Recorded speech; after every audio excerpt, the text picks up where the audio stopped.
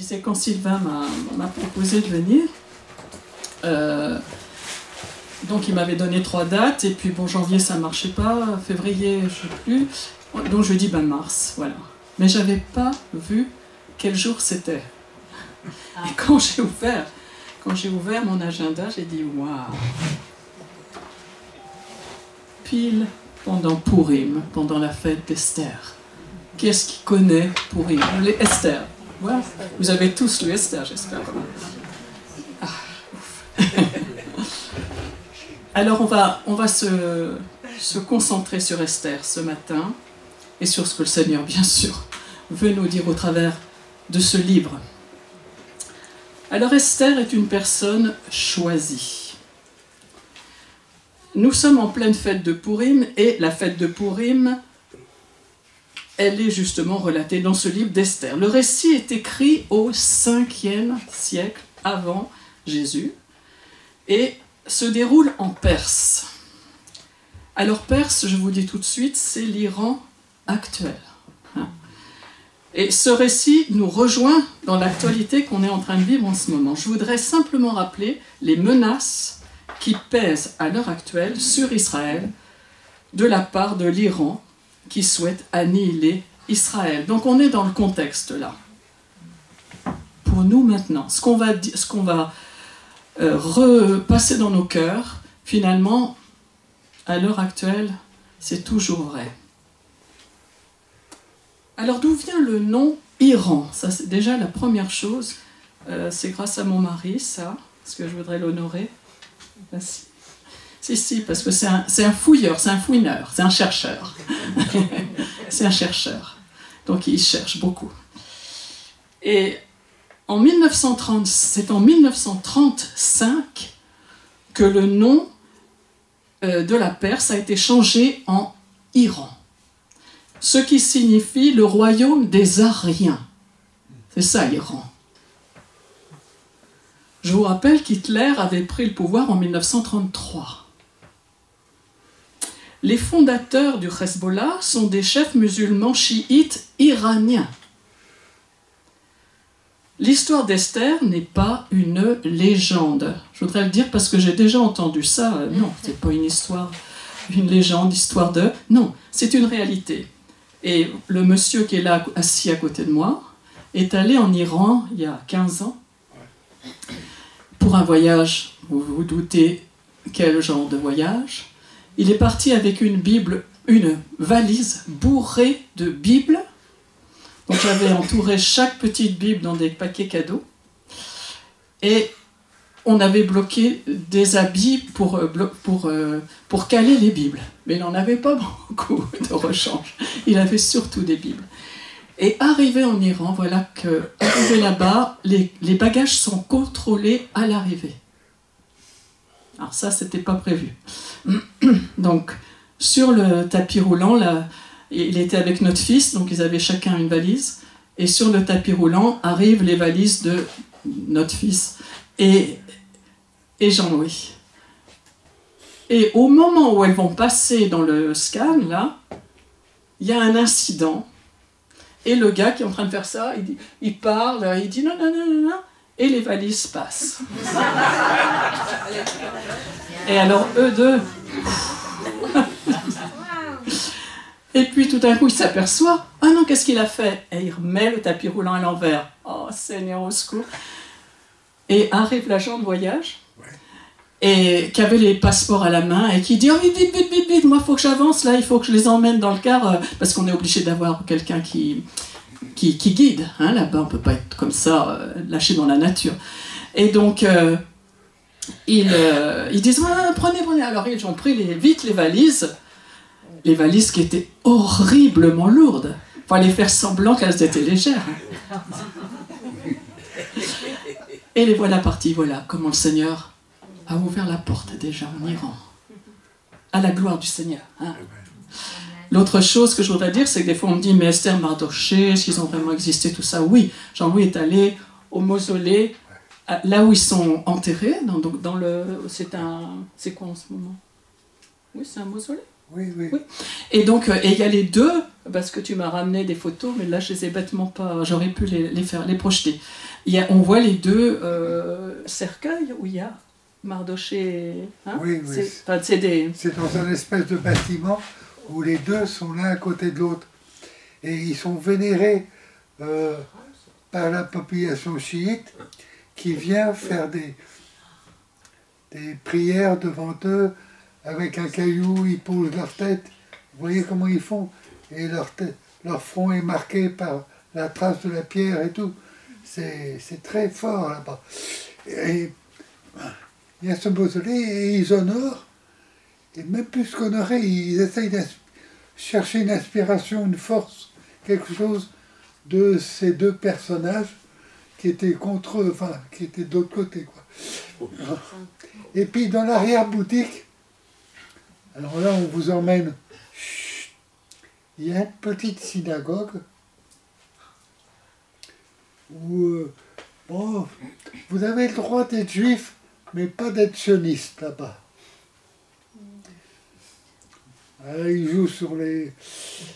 Mais voilà, alors ils ont leur petite synagogue derrière le mausolée où ils viennent faire des services de temps en temps, quoi.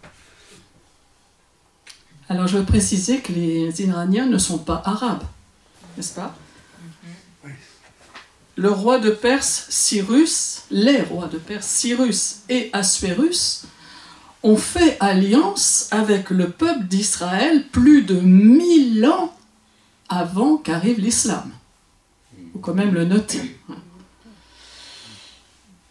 J'oserais même dire que les racines de l'Iran sont plus proches de la foi d'Israël que de l'islam. Et c'est pour ça qu'on voit des fois, je ne sais pas si vous avez déjà vu sur le net, mais on voit justement des Iraniens qui se positionnent pour Israël. Alors donc dans cette histoire, il y a deux personnages principaux, il y a Esther et Mardochée. Ils n'ont pas du tout prévu d'être les héros de l'histoire. C'est pas un film, quoi. La vie n'a pas été facile pour eux. Ils ont été déportés depuis Jérusalem. Esther est orpheline. Elle est adoptée par son oncle ou son cousin, on ne sait pas tout à fait la relation qu'il y a entre eux. Ils sont déportés dans un pays étranger qui leur est hostile.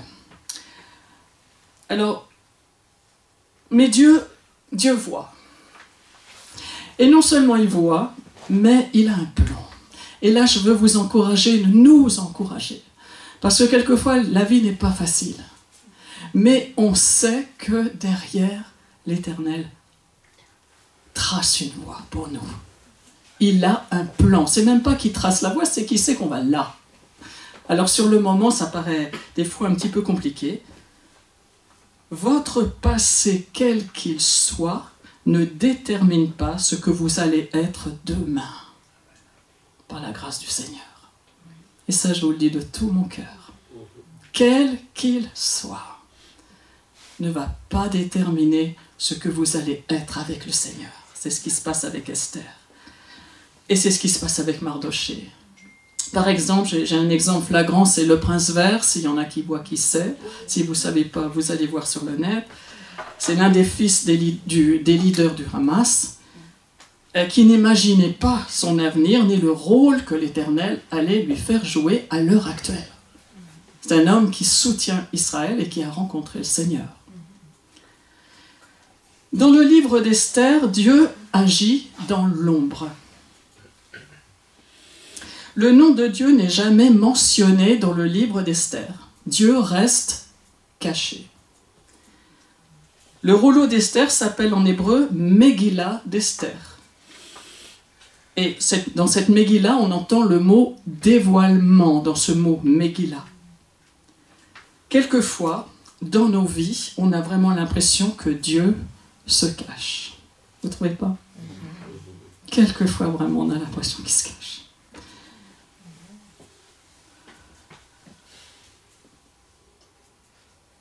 Et Ésaïe, et tous ceux de la parole, mais Ésaïe en a vraiment fait l'expérience parce que c'est chez lui que j'ai noté qu'il dit dans Ésaïe 8, 17, si vous voulez aller voir après, « J'espère en l'Éternel qui cache sa face à la maison de Jacob. Je place en lui ma confiance. » Ou bien dans Ésaïe 45, 15, « Certes, tu es un Dieu qui te cache, Dieu d'Israël sauveur. » C'est l'histoire du Cantique des Cantiques, vous savez. Oui. Au moment où on croit, il n'est plus là.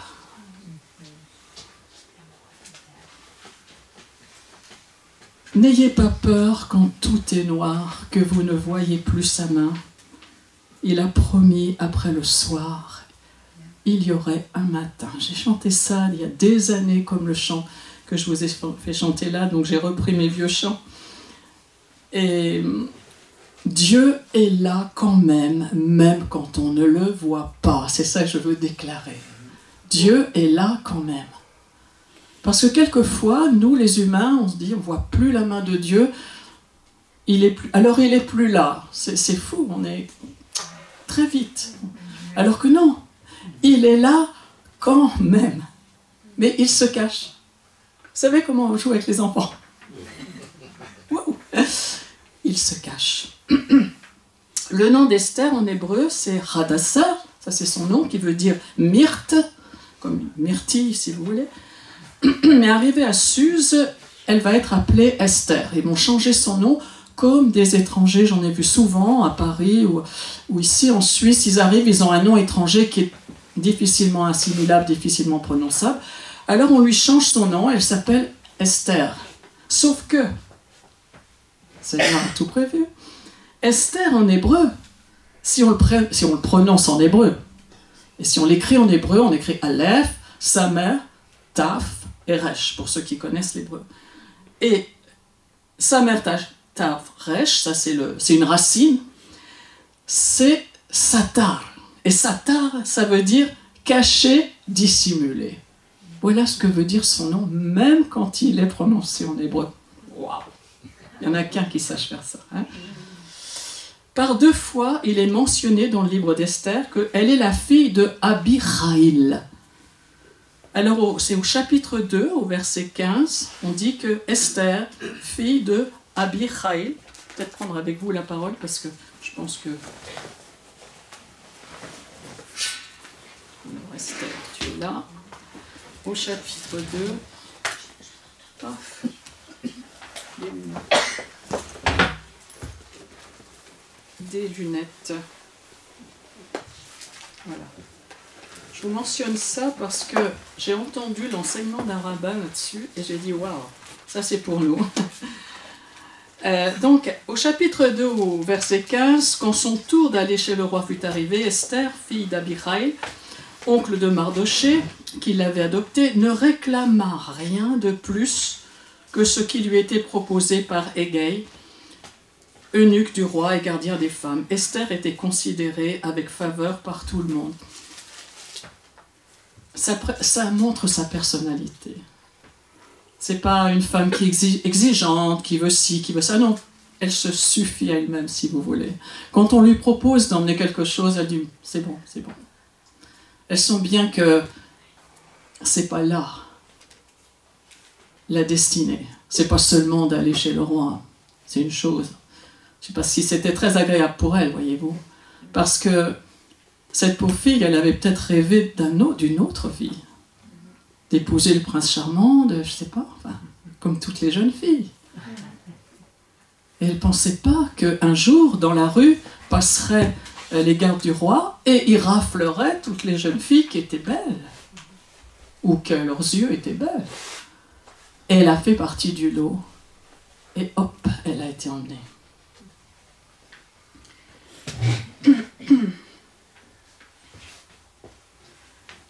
Au chapitre 9 et au verset 29, il y aura encore l'histoire de Esther, fille de...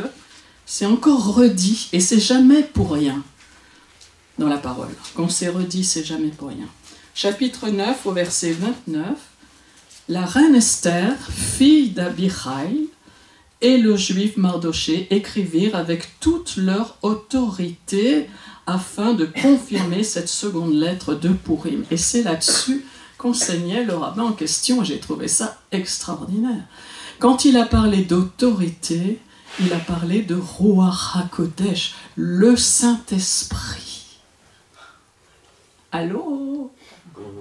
Il a parlé du Saint-Esprit qui avait inspiré Esther et Mardochée. Alléluia. Du Saint-Esprit. Moi, je le crois. Ils sont guidés. Au fur et à mesure, ils sont guidés. Et elle aussi. Il faut que je retire ça. Esther n'a pas été préparée par les hommes en vue d'être reine.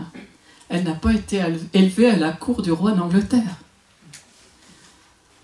Elle va par son éducation, c'est ça, c'est pour ça c'est ce que disait cet homme, on cite aussi le nom d'Abihaïl, même s'il est mort maintenant, les parents sont morts. Mais par son éducation, on lui a appris à ne pas réclamer, à être une fille bien élevée, quoi. Et elle a appris ça quand elle était enfant. Elle a appris à ne pas demander plus que ce qu'on lui accorde. Vous voyez ? C'est très important. Je le dis pour les jeunes mamans, il n'y en a peut-être pas beaucoup ici, mais qui m'écouteront peut-être. C'est important de ne pas tout donner. L'enfant, il demande, on lui donne pas tout. Elle a appris, et ça se voit. Cela en dit long sur sa personnalité. Elle est discrète, elle est soumise. C'est aussi ce qui va lui donner la faveur des autres. Elle va être capable, avec l'aide du Saint-Esprit, d'imaginer une intrigue, comme vous le savez. Elle a une stratégie pour mettre en évidence les plans iniques d'Aman. C'est pas n'importe qui, notre Esther. Elle est remplie du Seigneur. Elle est remplie du Saint-Esprit. Elle respectera l'ordre de Mardochée de ne pas dévoiler qu'elle est juive jusqu'au moment opportun. Alors là, j'ose nous poser une question. Les chrétiens en général, ne manquent-ils pas certaines fois de sagesse? Manquent-ils des occasions, j'ose dire, de se taire? À des occasions de parler, ça, on dit en toute occasion favorable, on le cite à tout bout de champ, et je crois que peut-être il ne disait pas exactement ça, Paul, mais ça ne fait rien, on a tordu ses paroles bien souvent. Est-ce qu'on n'a pas des fois des occasions de se taire et d'attendre, d'écouter là où en est l'autre, et sentir le moment? Et je dis, il n'y a rien de plus triste que quand on réalise après qu'on a manqué le bon moment pour parler. Ça vous est déjà arrivé? Moi, ça m'est déjà arrivé. Je me dis, oh non, là, j'aurais... Ah non, non, Seigneur, j'ai loupé, là. J'ai loupé. Mardochée. Mardochée est un homme appelé à jouer un rôle caché, lui aussi. Mardochée est un serviteur. Il a un cœur de serviteur. Comme on doit tous l'avoir, d'ailleurs. Et il sera mis en poste à la conciergerie, à la porte du palais, si vous voulez. Et jusqu'au jour où Dieu va l'élever au poste de premier ministre, enfin en tout cas il sera au-dessus de tous les autres. Mais alors là, ce qui est très étonnant, c'est que si vous lisez l'histoire de Mardochée, vous la comparez à l'histoire de Joseph, dans la Genèse, il y a beaucoup de choses qui reviennent. Et voilà que cet homme, Joseph, qui sera mis lui aussi à un poste important, eh bien ce sera exactement la même chose pour Mardochée. Mais on n'en est pas encore là. Au chapitre 2, il se produit un complot des serviteurs du roi contre le roi. Et Mardochée entend parler de ce complot. Il fait prévenir Esther, le complot sera déjoué, les comploteurs assassinés. Mardochée n'en tirera aucun profit. Il l'a fait, voilà, parce qu'il fallait le faire. Vous savez, j'aime bien il y a un livre de Patrick Cabanel, c'est un historien en France, un ami, et il a écrit un livre par rapport à ceux qui ont caché les Juifs dans les Cévennes. Et ils disent toujours, on l'a fait parce qu'il fallait le faire. Ils ne voulaient pas tirer la gloriole. Ils ne l'ont pas fait pour avoir un nom ou pour je ne sais pas quoi. Et ils l'ont fait, parce qu'il fallait le faire. Et là, c'est un peu ça. Avec Mardochée, il se dit, oh ben non, là, c'est deux gars qui veulent assassiner le roi. Je vais le dire. Au chapitre 6, alors ça, c'est encore l'histoire du Seigneur, là. Une nuit, le roi a une insomnie. Alors, je ne sais pas si ça vous arrive, moi, ça m'arrive quand même relativement souvent. Mais ce qui est merveilleux, c'est que là, pendant cette insomnie, béni soit l'Éternel pour les insomnies, allez, on va le dire, qui donne quelquefois des plans, qui permet que les insomnies révèlent les plans de l'Éternel. Tout à l'heure, on a chanté que je fasse à mon tour ce que je vois faire au Père. Moi, j'avoue que c'est souvent la nuit qui me dit un truc. Alors, c'est pas facile, j'ai pas tellement envie que ce soit la nuit. Et donc, une nuit, le roi a une insomnie. Il fait venir les chroniques, c'est-à-dire tous les récits qui ont été écrits sur ce qui s'est passé dans le royaume. Et puis, comme par hasard, on tombe sur l'histoire de Mardochée. Il dit, mais qu'est-ce qui lui a été donné comme récompense à Mardochée ? Rien du tout. Comment ? Mais il dit, mais attendez, allez le chercher. Mais qu'est-ce que je pourrais faire pour lui ? Et puis, comme par hasard, les hasards du Seigneur, il dit, mais qui est-ce qui rentre dans la cour là ? Ah ben c'est Aman. On va entendre parler d'Aman juste après. C'est Aman. Et Aman, c'est l'homme qui est persuadé qu'il fait tout très bien. Et donc il a une place d'honneur d'ailleurs à la cour. Et donc le roi dit à Aman, qu'est-ce qu'il faut faire pour honorer une personne qu'on veut honorer ? Lui se dit, bah, c'est moi, à tous les coups. À tous les coups, c'est pour moi. Donc, il dit, bah, que le roi prenne son plus beau cheval, qu'il revête cette personne de son plus bel habit, que l'habit du roi, qu'il mette une couronne, je crois, sur la tête du cheval, si j'ai bien compris. Enfin, moi, je l'aurais mis sur la tête du gars, enfin bon, peu importe. Et puis, surtout, qu'une personne se promène devant lui et dise, voilà comment on veut honorer, comment le roi veut honorer une personne dans son royaume. Et il est persuadé que c'est pour lui. Il lui dit, oh, hâte-toi, va chercher le juif, la Mardochée qui est à la conciergerie, va le chercher. Et fais tout ce que tu as dit, fais-le pour lui. Oh, la catastrophe. Ah, l'horreur. La catastrophe. Vous savez, si on s'humilie, on sera élevé. C'est ce que dit la parole. Vraiment, apprenons à marcher dans l'humilité. Je me le dis à moi-même, chaque jour. Apprenons à marcher humble devant l'Éternel. Et lui t'élèvera. Alors vous connaissez la suite, l'orgueil d'Aman, ses plans iniques pour anéantir le peuple juif vont être déjoués. J'espère que je n'ai pas sauté une ligne. Non, c'est ça. Aman, l'orgueilleux, sera abaissé devant Mardochée.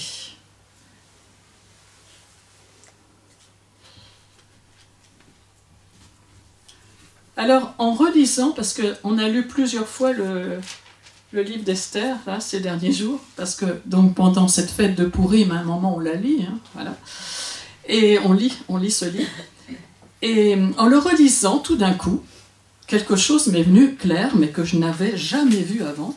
Il nous est écrit dans Esther 2.5 que Mardochée, Esther 2.5, il y avait à Suse, la capitale, un juif du nom de Mardochée, fils de Yaïr, fils de Shamaï, fils de Kish, benjaminite, fils de Kish, bon, pas Kish Lorraine, hein, c'est pas ça que je veux dire. Mais fils de Kish, je dis, oh, j'ai déjà enseigné là-dessus. Puis tout d'un coup, ça me vient. Mais oui, il y en a un autre. C'est Saül. Et allons voir dans 1 Samuel. 1 Samuel.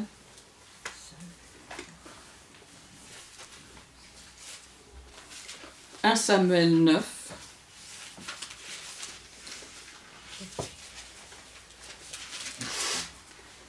Il y avait, au verset 1, il y avait un homme de Benjamin du nom de Kish, fils d'Abiel, fils de Tséor, fils de Bécora, fils d'Aphia, fils d'un benjaminite. C'était un homme puissant et important. Il avait un fils du nom de Saül, homme d'élite, beau, plus beau qu'aucun des Israélites, et qu'il était passé tous de la tête.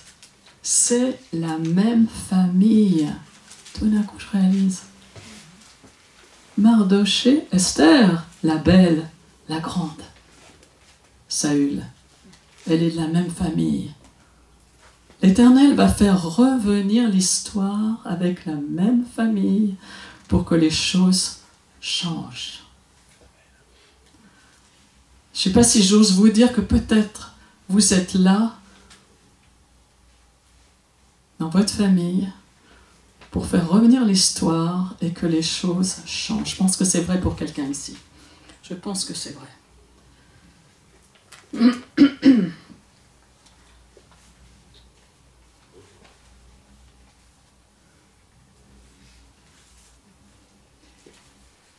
Et à plusieurs détails, on verra, vous pouvez les voir vous-même, ce que il va parler de Aman l'Agagite. Aman l'Agagite.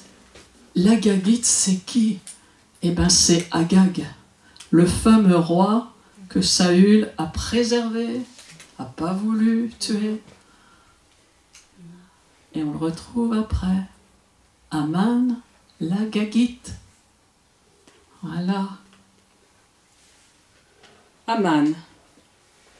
Lorsque l'on lit le livre d'Esther à Pourim, les Juifs ont l'habitude de prendre des petites crécelles. Enfin, je ne sais pas si vous avez déjà vu ça. Donc, au moment, ils lisent le rouleau d'Esther, et au moment où il y a Aman qui est lu, ils font tourner les crécelles. Ou bien ils font ouh. Une fois, on était en Israël dans une synagogue messianique d'ailleurs. Et au moment où il y avait Aman, à chaque fois, c'était le grand jeu. Mais à la fois, je pense à un moment de résilience, de dire, bon, allez, sur Aman, hein, voilà, on n'en peut plus. Aman est un Agagite, il vient de la descendance d'Amalek. Ce peuple dont il est dit, il y aura une guerre de l'Éternel contre Amalek de génération en génération. Exode 17, versets 8 à 16. Amalek est le petit-fils d'Ésaü. Encore une histoire de famille. Au verset 14, l'Éternel dit à Moïse, écris ces choses, dans Exode 17, écris ces choses comme souvenir dans le livre et déclare à Josué que j'effacerai le souvenir d'Amalek de dessous les cieux. Et au verset 15, Moïse bâtit un autel à l'Éternel et l'appela du nom de Adonai Nissi, l'Éternel, mon étendard. Vous savez, quand il y a les bannières, hein, quand vous voyez des bannières, les gens qui aiment danser avec les bannières, pensez à ce verset.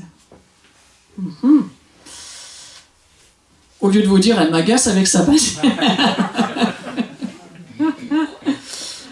Et au verset 16, il est dit, parce qu'une main s'est levée contre le trône de l'Éternel, il y aura guerre de l'Éternel contre Amalek de génération en génération. Et c'est ce qui a lieu en ce moment. Il y a aussi des choses qui sont cachées dans le texte même, et ça c'est aussi grâce à mon mari chéri que je vous l'ai dit. Il dit qu'il ne veut pas les dire parce qu'il prend trop de temps. Alors donc, je vais les dire pour lui, mais je veux l'honorer. Il nous est dit que Aman eut 10 fils, hein, vous connaissez l'histoire, et ils seront pendus. Il y aura les 10 fils plus Aman, donc ça fait 11. Au procès de Nuremberg, le 20 novembre 1945, qui va durer 10 mois,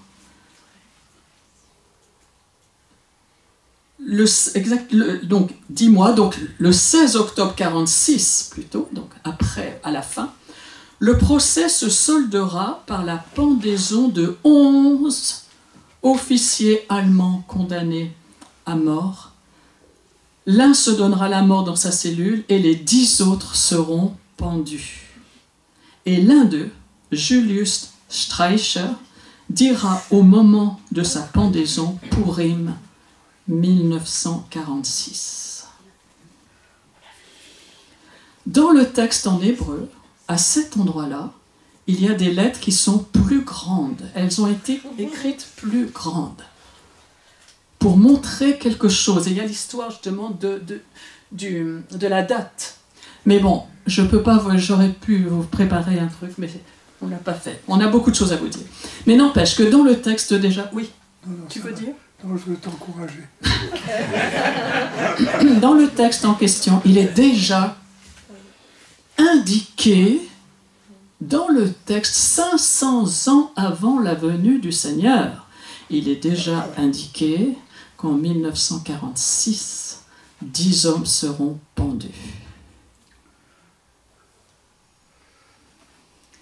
L'appel de Dieu pour ta vie, pour ma vie bien sûr, tous les appels ne se ressemblent pas, mais ils sont tous chéris du Seigneur. Il n'y a pas de petit appel, je voudrais vous dire ça. Il n'y a pas de gnognotte avec le Seigneur. Juste ce qu'il veut, c'est des gens sérieux qui vont obéir dans des petites choses. Dans des petites choses. Et il révélera les grandes. L'appel de Dieu pour ta vie, même si l'appel de quelqu'un ressemble à ton appel, parce que peut-être vous sentez, n'essayons pas de copier l'appel de l'autre. Je l'ai souvent dit, mais je le redis, j'avais à cœur de le redire encore ce matin, ou de vouloir recevoir, c'est pire, l'onction de l'autre. Je sais qu'il y a l'histoire de Élisée et Élie, c'est un contexte bien particulier, il va relever le manteau, c'est très particulier et c'est l'Éternel. C'est l'Éternel qui fait ça. C'est pas quelqu'un qui dit je veux le manteau de Jean-Louis.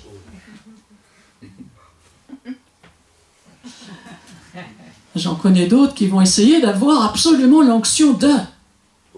Alors je voudrais vous dire quelque chose. L'onction, elle est donnée. C'est quelque chose que le Seigneur m'a dit depuis longtemps. L'onction est donnée pour pouvoir servir. Et, écoutez bien, les souffrances qui vont avec la formation de cet appel ne sont ni enviables, ni imitables. Parce qu'il nous fait passer par des choses, l'Éternel, pour nous former, pas pour être méchant, pas pour nous diminuer. Je vous assure que je le dis de tout mon cœur, et mon mari sait les souffrances par lesquelles j'ai dû des fois passer, et encore. Mais pas pour me diminuer, pas pour m'abaisser, pas pour me faire du mal, mais pour me former, pour m'apprendre, pour vous apprendre. Et quand vous passez par le moment difficile, ne vous dites pas « le Seigneur m'a abandonné ». Non, vous ne voyez plus sa face. Oui, je sais, mais il est là, on l'a dit tout à l'heure, il est en train de vous former. Le Seigneur t'appelle, je le dis pour quelqu'un, peut-être plusieurs, toi, à une place particulière que seulement toi, tu pourras assumer. Si tu obéis, tu verras une fin bénie de l'histoire. N'essaye pas d'être quelqu'un d'autre, sois toi-même. Voilà, c'est une parole du Seigneur.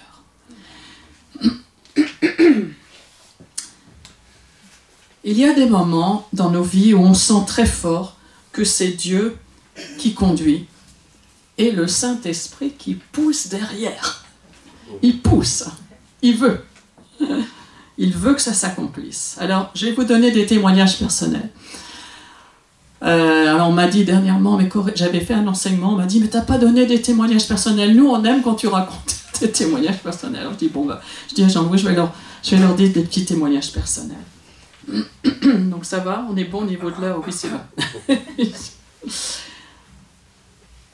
Alors certains savent comment le Seigneur m'a appelé au mur de Jérusalem en 94 pour aller porter le message qu'il n'avait pas oublié son peuple.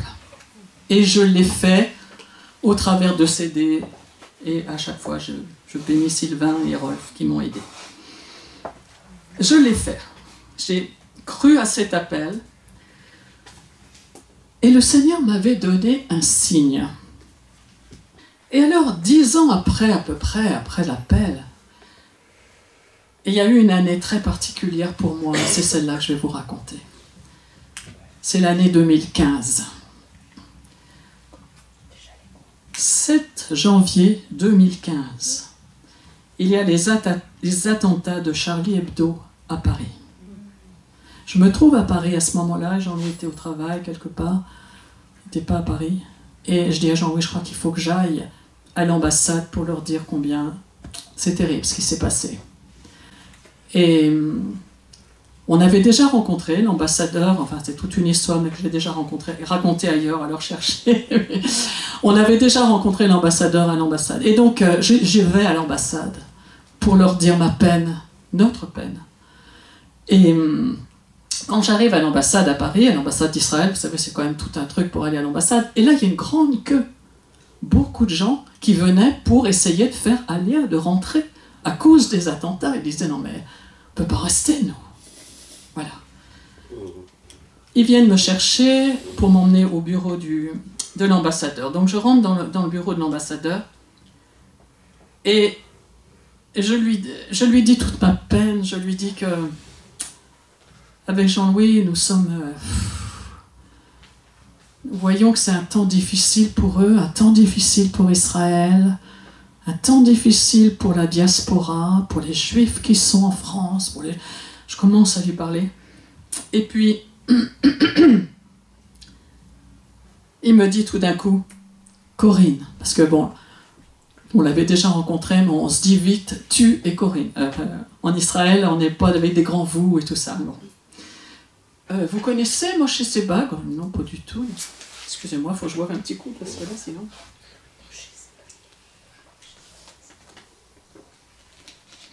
Et il me dit, c'est le rabbin de la synagogue, la grande synagogue de la Victoire à Paris. C'est un ami.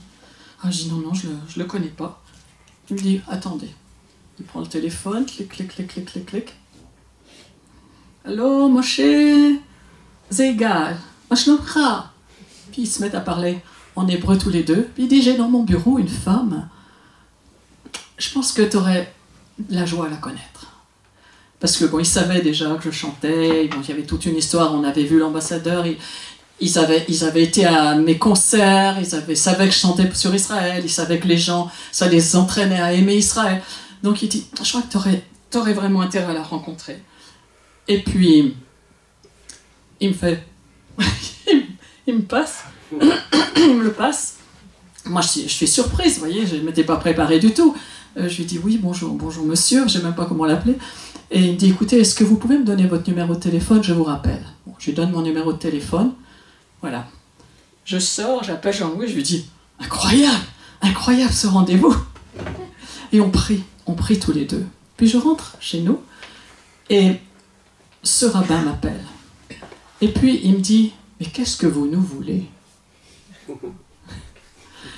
Et je lui dis, écoutez, je chante Israël, mais je chante la parole. Je chante la parole, parce qu'avec mon mari, on croit que ces promesses, elles sont pour vous, et que Dieu continue à vous conduire. On croit qu'il ne vous a pas laissé. Moi, je lui dis l'histoire que j'avais reçue au mur. Et puis je lui dis, il me dit, oui, mais qu'est-ce que vous voulez vraiment? Je lui dis, écoutez, nous, il y a des chrétiens qui vous aiment. Il me dit, mais ça c'est une grande première, madame. C'est une grande première ce que vous me dites. Des chrétiens qui nous aiment. Et voilà, et on s'est quitté avec diplomatie, disons, mais il était un petit peu interloqué de mon histoire. Qu'est-ce que c'est que cette histoire? Et voilà.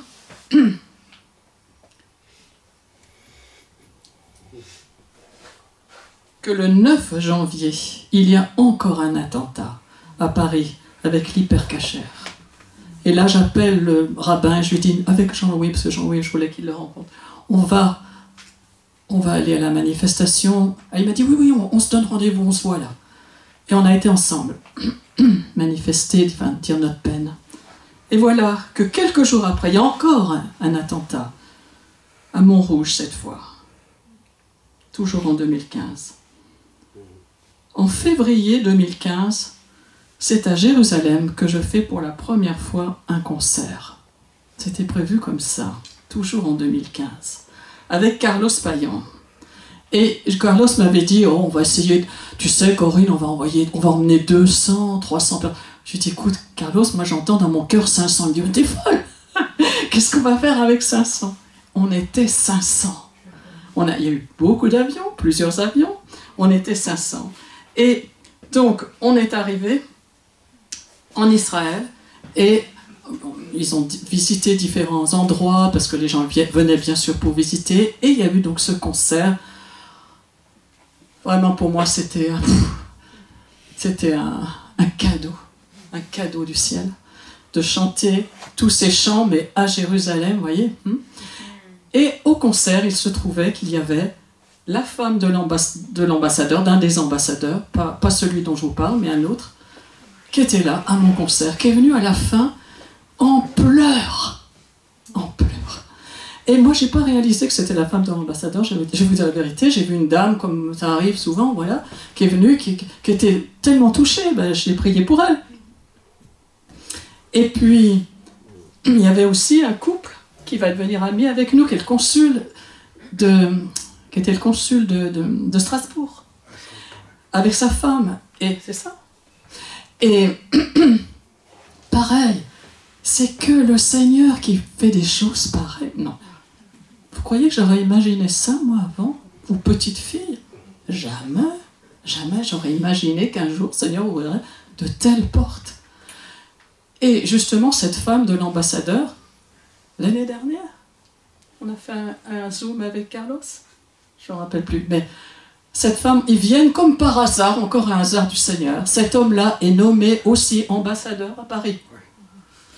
Donc, l'ambassade m'appelle, il y a une dame qui veut vous voir. Est-ce que vous voulez bien venir à l'ambassade? On y va. Et là, la femme du concert à Jérusalem qui me tend les bras, Corinne! Et oh là là, alléluia!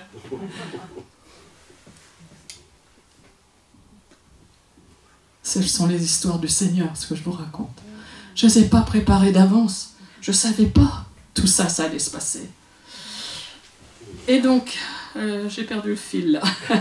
Je vois mon mari qui commence à pleurer, ça ne va pas. Il est ému.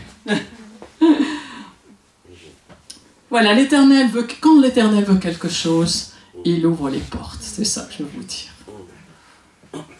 Il ouvre les portes. En mars 2015, après mon concert, nous allons voir des amis, etc. à Jérusalem. Et je m'aperçois que mon anniversaire tombe le jour de Pourim. Waouh! En avril 2015, nous emmenons une centaine de personnes à la synagogue de la Victoire. Ils étaient venus avec nous à Jérusalem et ils avaient envie de nous suivre.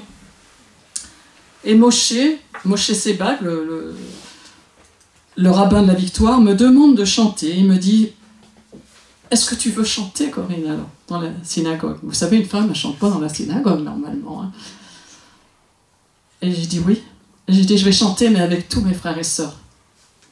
Et là, j'ai commencé le Shema Israël. Et ils sont mis tous à chanter d'une façon époumonée, vous savez. Shema Israël. Et Moshe, il était là, il a regardé.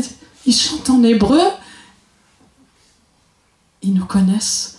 Et là, on le disait encore il y a très peu de temps avec mon mari. Je crois que là, son cœur a fondu. Et il s'est dit, oui, il nous aime. Oui, il nous aime. En mai 2015, toujours cette année 2015, je suis invitée à aller chanter l'hymne israélien à la réception de l'ambassadeur au Salon Hoche à Paris. Et à cette occasion, le rabbin de la synagogue de la Victoire, qui est là, il me dit « Corinne, tu sais mon rêve, je voudrais venir chanter au prochain concert que tu feras. » Et il se trouve, ça encore une fois, tout prévu d'en haut, quand le 15 octobre 2015, on avait retenu avec Carlos Palian le Bataclan pour faire un concert. Vous savez, c'était un miracle ce concert, parce que déjà, le Bataclan, on ne le retient pas comme ça. Nous, on arrive, le bec enfariné, on voudrait le Bataclan. Dans quelques mois, ah bon, bah tiens, il y en a plein qui attendent depuis des années pour l'avoir, le Bataclan. Non mais, vous vous prenez pour qui? Alors, et tout d'un coup, la femme, elle dit, mais quel est le but du concert? Et là, on sent que ce qu'il faut dire, voilà, faut pas perdre une occasion ou de se taire ou de dire la bonne chose. Et à ce moment-là, il y avait les chrétiens qui étaient beaucoup persécutés dans les pays de l'Est. Et je dis, on va faire un concert pour les chrétiens des pays de l'Est, et toute la recette du concert, intégralement, croyez-moi quand je vous dis ça, parce que j'y tiens, a été versée pour les chrétiens persécutés. Et la femme, quand elle voit ça, peut-être catholique, je ne sais pas, peut-être une femme catholique nous dit, devant, on vous place en premier. Donc 15 octobre 2015, c'est nous. Le 15 octobre 2015, la salle du Bataclan est pleine à craquer. Les chrétiens sont venus de toute dénomination chrétienne, avec des cars, ils sont merveilleux, ils sont venus pour m'entourer. Waouh!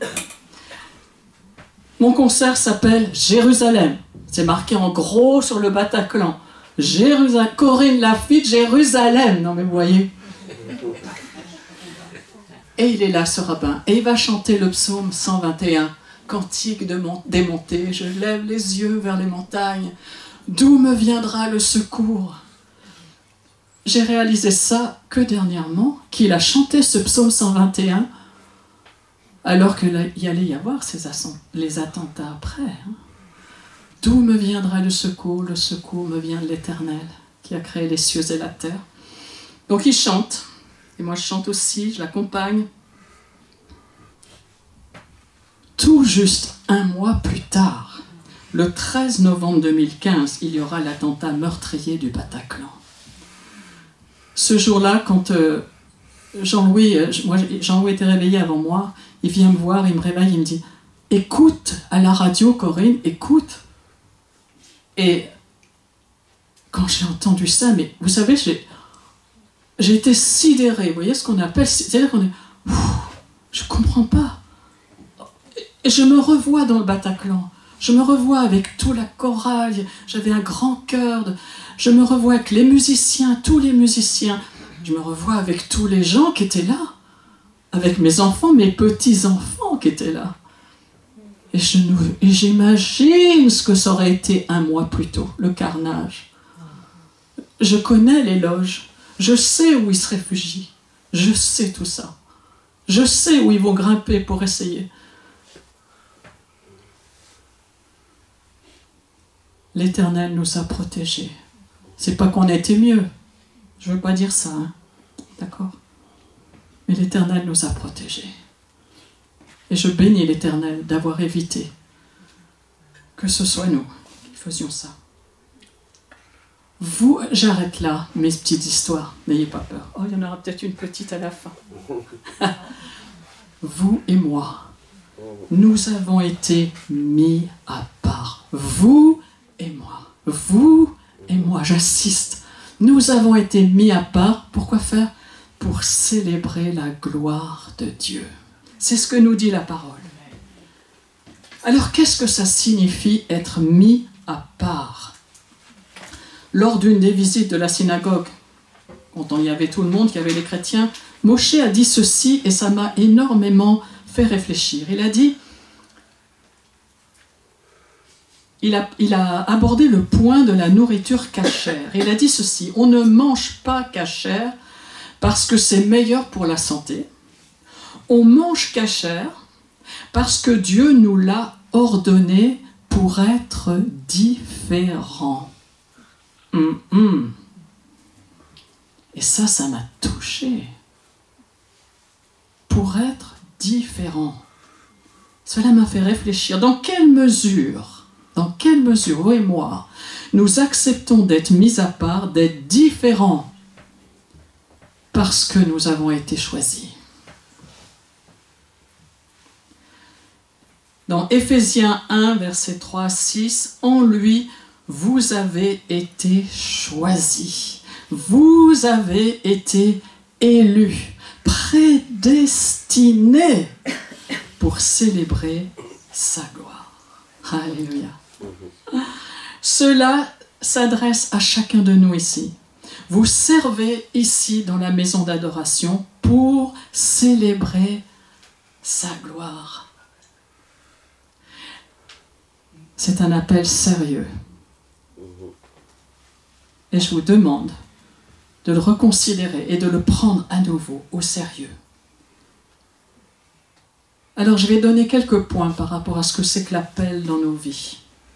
À partir du moment où une personne prend conscience qu'elle est choisie par Dieu, elle change de manière de vivre. Elle ne peut plus aller là où les autres vont, elle ne peut plus faire ce que tous les autres font. Elle ne se contente pas de vivre une vie médiocre.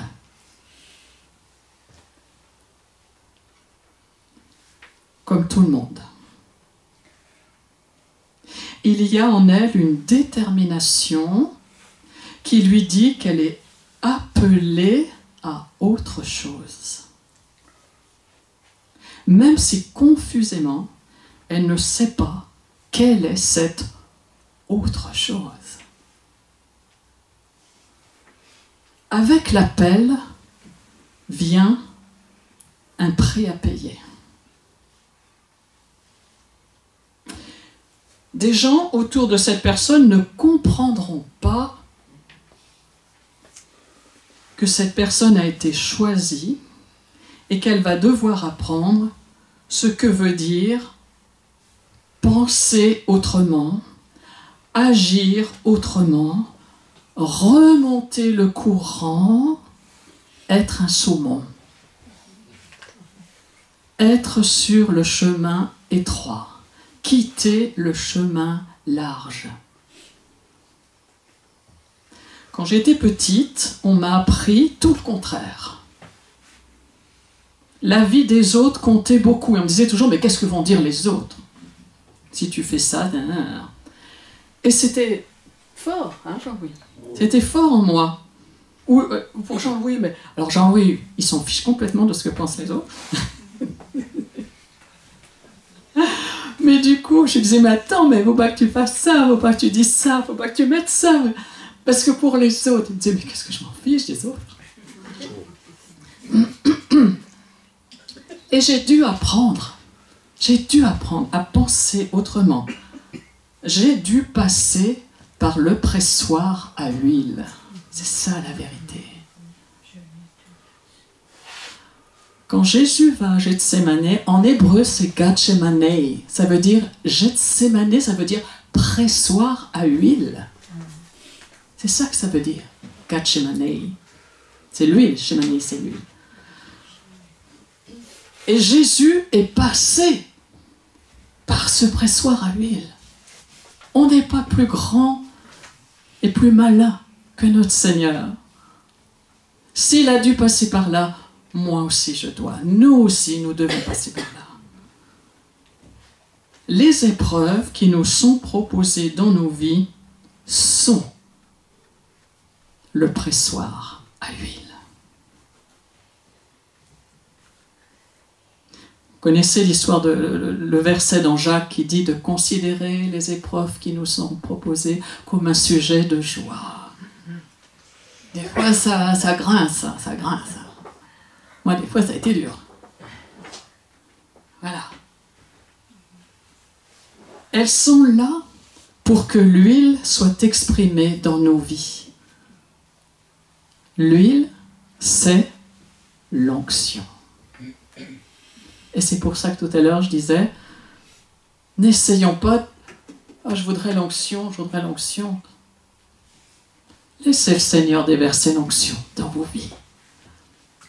Mais il y a un prix à payer. Il y a une huile qui va sortir, qui va s'exprimer de vos êtres.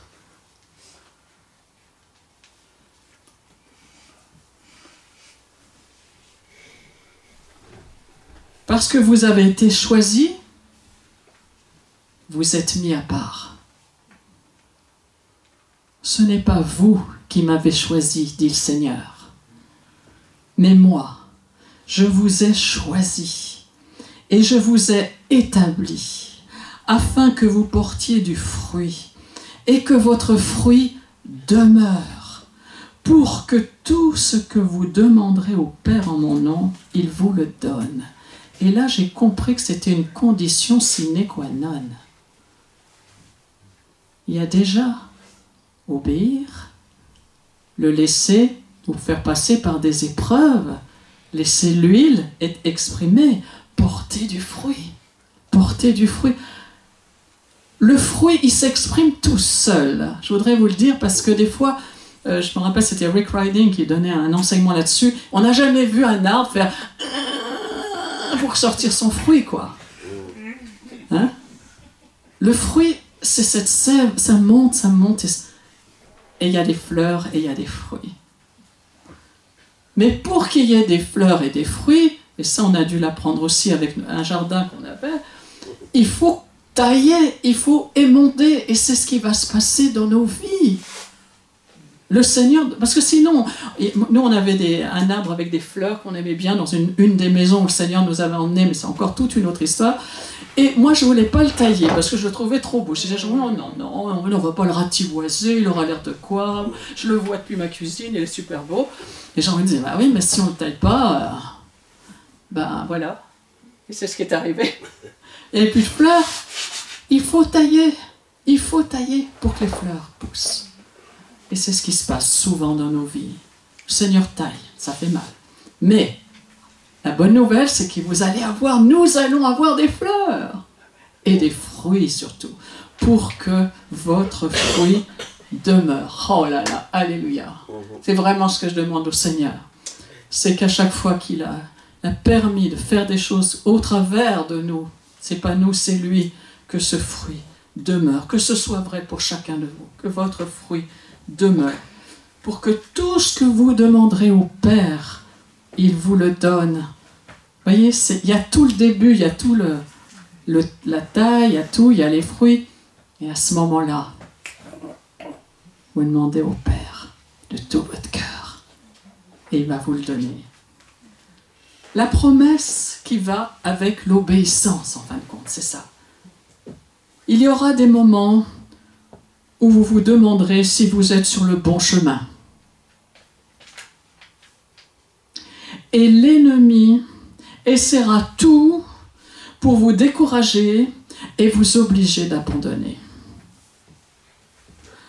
En octobre 2024, très peu de temps, j'étais invitée, quelle heure il est? On a jusqu'à midi, c'est ça?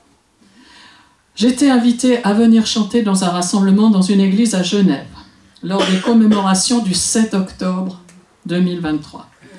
La communauté juive y était invitée. C'était donc dans une église. Et j'ai chanté le chant, pour ceux qui connaissent, « Père, écoute ma prière » que j'ai mis sur mon dernier CD. J'ai eu un mal fou à l'enregistrer, ce chant. Ça, il y a eu beaucoup de batailles. Mais là, cette fois-là, j'ai compris qu'il fallait que je le chante en me mettant dans la peau des otages. Car l'ennemi poursuit mon âme. Il veut écraser ma vie à terre. Il me fait habiter dans les ténèbres. Waouh! Quand je me suis préparée, j'ai senti que le Seigneur me disait « Va chanter ce chant, Corinne. » Et quand je le chantais, la communauté juive, ils pleuraient. C'était tellement vrai. Et je leur disais, c'est pas mes paroles, c'est le psaume 143. David a écrit. bien avant ce psaume. Et c'est bon, voilà. Mais quand nous sommes rentrés pour l'événement en question, quelques jours avant, déjà, il faut vous dire, on faisait des travaux dans notre petite maison du sud, là, du sud de la France. Enfin, je raconterai une autre fois, mais c'est une autre histoire. Les travaux n'en finissent pas, n'en finissent pas. On ne peut pas partir, c'est horrible.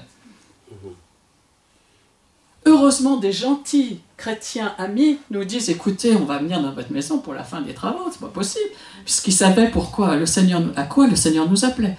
Les travaux n'en finissent pas. Inondation du séjour. Bon, on part quand même. Voilà. La maison n'est pas vraiment formidable, mais ils sont super gentils, ils nous la gardent quand même. Et puis, on part.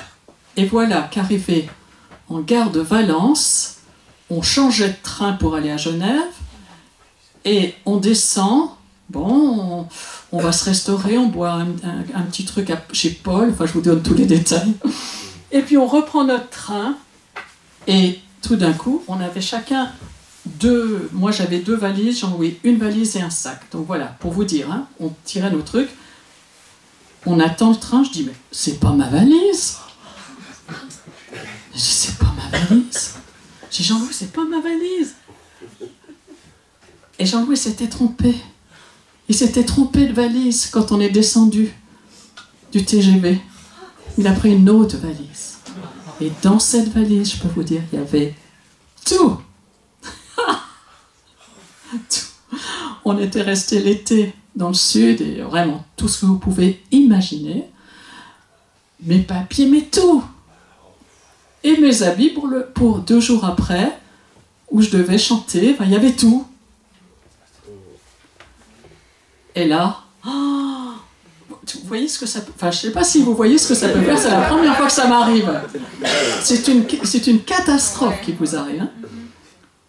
Heureusement, il y avait le nom et un numéro de téléphone. Donc avec mon portable, j'appelle, ça ne répond pas. J'appelle, ça ne répond jamais. Et au revoir les sœurs. J'espère que je ne suis pas trop longue. Non, pas du tout. Non, ça va. Et puis avec Jean-Louis, on prie, Seigneur, tu vois où elle est, tu vois où est la valise, tu vois où est notre valise, Seigneur, tu vois où est cette femme, permets qu'elle rappelle. Rappelle jamais. Et le répondeur est bizarre. Le répondeur, on dirait qu'elle est dans un café. Enfin, c'est bizarre. Personne ne... Enfin, c'est très bizarre. Oh, je me dis, mais qu'est-ce que c'est que ce truc? Puis je dis à Jean, écoute, on va prier en langue. Parce qu'on ne sait pas ce qu'il faut dire dans notre prière, finalement. On ne sait pas ce qu'il faut dire. Il y a quelque chose à dire. Et on se met tous les deux, bon, un peu à part, mais tant pis, on s'en fichait au point où on en était. Donc les gens qui étaient là, et on se met à prier en langue. Tous les deux, on prie, on prie, on prie, on prie. Puis on arrête et le téléphone sonne. Allô? La dame de la valise, je vous le dis parce que... Et oui, madame, vous cherchez à me joindre? Ben, je dis, écoutez, madame, voilà, j'ai votre valise. Comment ça? J'avais ma valise. Elle tombe des nues. Vous avez ma valise? Ben, oui, ben écoutez, mon mari s'est trompé et il a pris votre valise à la place de la mienne. Oh, je ne sais pas, madame, je ne sais. Elle tombe complètement de la commode, la pauvre dame. Hein. Elle me dit, vous savez, je suis âgée, j'ai 83 ans. Alors, oh, je lui dis, Seigneur, au secours, viens à notre secours.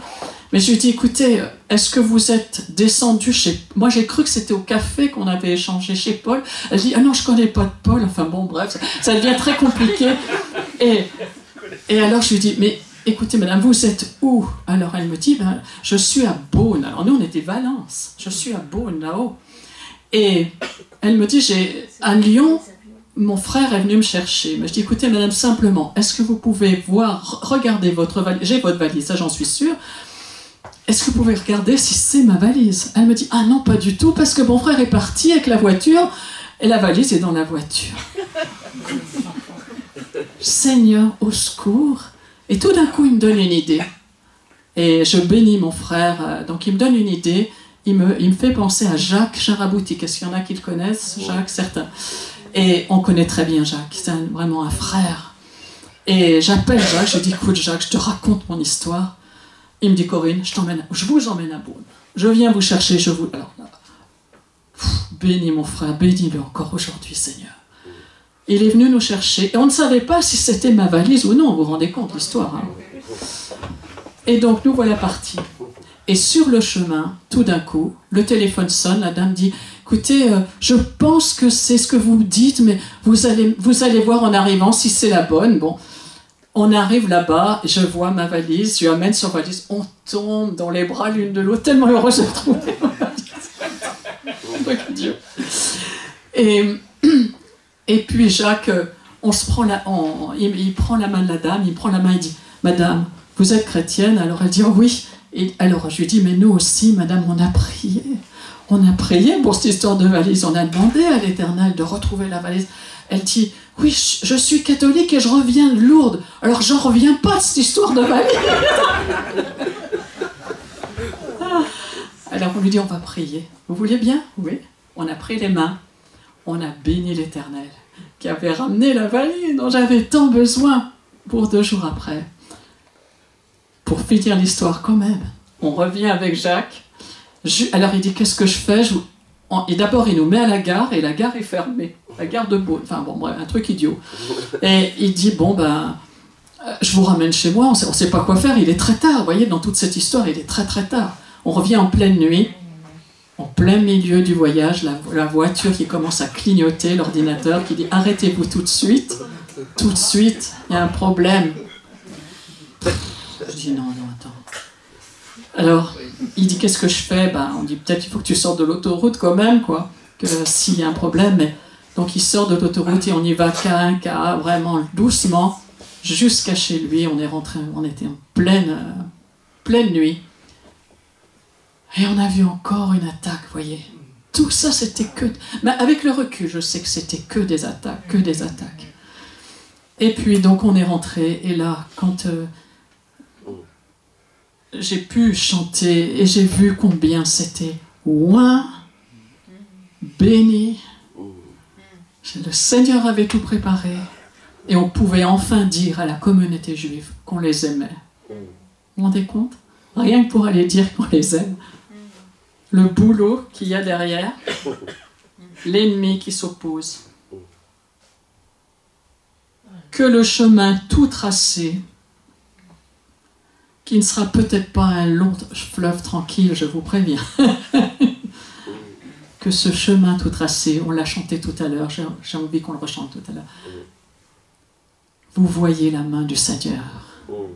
C'est vraiment ma prière pour chacun de vous. Vous voyez la main du Seigneur. C'est un chemin tout tracé qui est là devant vous. Vous portez une vision que les autres ne voient pas. Il faut que vous le sachiez, ça. Vous portez une vision que les autres ne voient pas. Donc, vous savez où est le chemin. Pourquoi? Parce que vous entendez à l'intérieur de vous-même cette voix qui vous dit « Voici le chemin, marchez-y ». Vous savez, ça c'est un passage d'Ésaïe. Ésaïe 30, verset 21. « Tes oreilles entendront derrière toi la voix qui dira « Voici le chemin, marchez-y ». Donc, ce que le Seigneur met dans vos cœurs, dites-vous quand même que les autres ne le voient pas. Donc, il ne faut pas quand même trop essayer de... On peut partager avec des gens de confiance, mais il faut quand même savoir que il le dépose en vous. Parce que quelquefois, j'ai vu des gens qui avaient un appel et qui étaient détournés par d'autres, qui eux disaient « Ah, ça doit être que ploum ». Mais ce n'était pas ça du tout. C'était pas comme ça.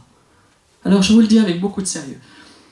Que le Seigneur vous montre exactement ce qu'il attend de vous. À cause de cette direction que l'Éternel indiquera, vous serez parfois encouragé par les autres, et je l'ai été, je l'ai dit par mes frères, mais aussi parfois critiqué et parfois même rejeté.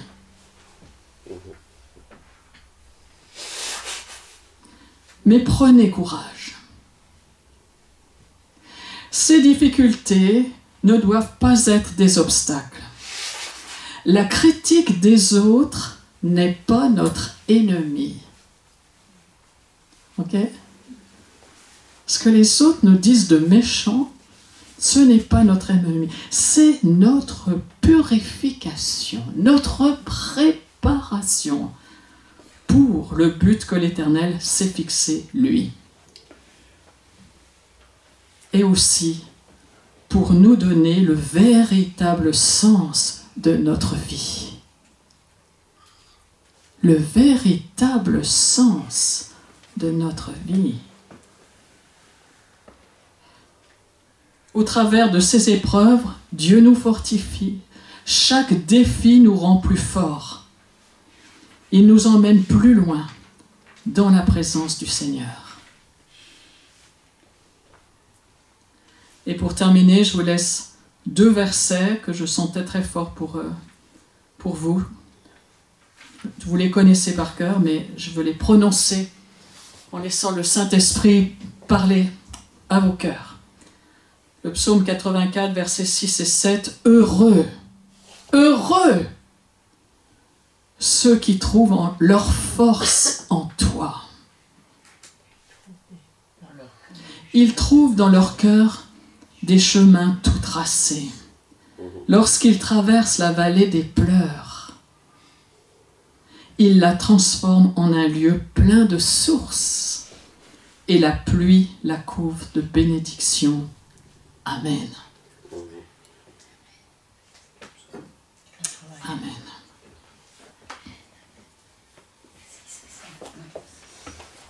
Je voudrais qu'on rechange simplement le refrain de « Dans mon cœur, tu as placé des chemins tout tracés », parce que je crois que prophétiquement, c'est vrai pour nous aujourd'hui. Dans